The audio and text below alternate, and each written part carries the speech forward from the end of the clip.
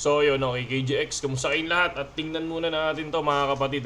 So ito yung sinabi natin kahapon na once ma-break at na-break yung 95,300 or 95,500, possible, no? Makuha si 96, no? At na-break si 96.1, lilipad. So ito na yun. So umabot siya hanggang 96.7, 89. Ito ngayon yung kailangan niyang i-break mga kapatid, no? Ito yung kailangan niyang i-break, pero I think mag-continuation to. No, kasi nga nag-end yung candle dito, pero pwede maglaro dito sa side na to, no? Pwedeng magkaroon ng bounce dito sa area na yan. Magkaroon ng sideways. Parang no, parang total mag-weekend. So tingnan natin kung ano yung possible mangyari, di ba? Baka sakaling mag sideways. So tingnan natin kung mangyayari yan or kung kukunin niya tong si 96,789. Okay?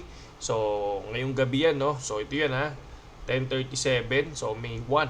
Okay? So, kung titingnan naman natin, yung galaw ni BTC is talagang medyo gusto niyang bumawi. Okay? Ganon din naman kay ETH, mga kapatid. No? Hindi lang ako nakaguhit kay ETH. Kasi tinamad ako. No, tinamad ako kay ETH, pero si ETH ay nagpakita ng bullish, no? So far, ito yung guhit ko kay ETH, pero ano naman yan, no? Hindi na muna natin tinuloy. Okay? So, pero kung makikita nyo yung ginuhitan ko before, pakita ko sa inyo, yung sa Facebook, yung ginuhitan ko na ETH, si Boss Yun yan, So, pakita ko lang sa inyo. Hindi. Naka-ano yun. Naka-Crypto Tambay. Yan. So, follow nyo yan, si Mark Lerma, yung KGX, no? Yan yung ginagamit ko ngayon. Ito, Kuya Ben. Ayan. Ito yung dati kong guhit kay ETH. Tingnan nyo. So, kung titingnan natin, sabi ko, ito yung papunta si ETH. O, pumunta nga yung candle dyan. And then sabi ko, after dyan, lilipad. O, lumipad niya ang lintik. Yun, yung nag 4.1. Tapos, anong nangyari dyan, mga kapatid, no? Biglang bumagsak. Ito kasi yung kay Trump nun eh. Ito yung kay Trump nun, na biglang lumipad, mga kapatid, no? So, and then, sabi ko, biglang babagsak. So, sakto nga, biglang bumagsak. And then ngayon, ito, breakout, Itong maliit na to. Nagkaroon siya ng breakout dyan. So far, kung titingnan natin, nasa 1841 na si Ethereum. At yan yung ginawa ko, no?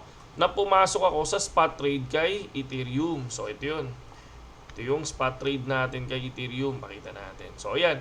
So, 206%, no? So, margin natin is 21 USDT and ang profit na natin ay 44 US dollar.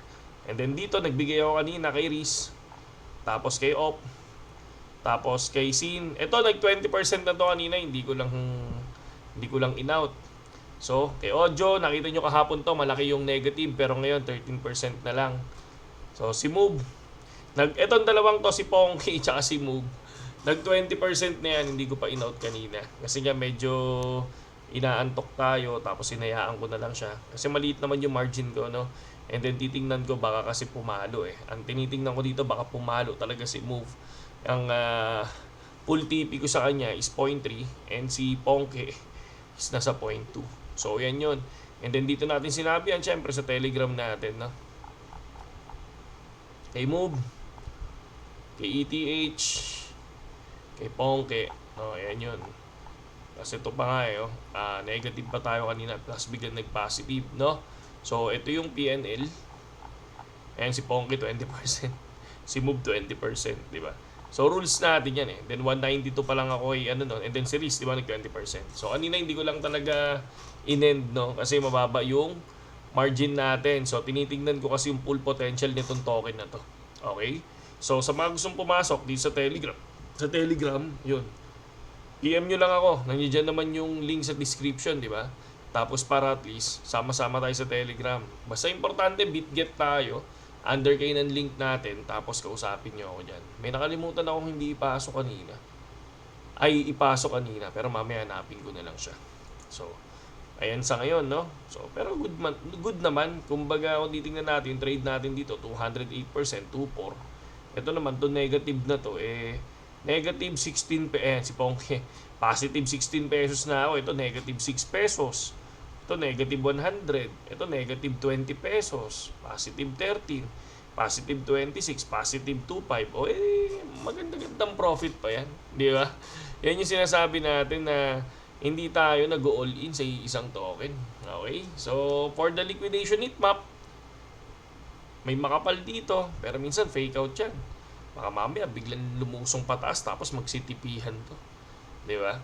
So, yun yung mga nakikita natin. Then, Ethereum, ayun no, positive 1% na siya ngayon. Pero tingnan natin kung tutuloy-tuloy ba to. No? Hindi ko alam pero malakas din naman ang kutob ko kay Ethereum. Baka mag 2K si Ethereum. Okay? Saludo sa inyo.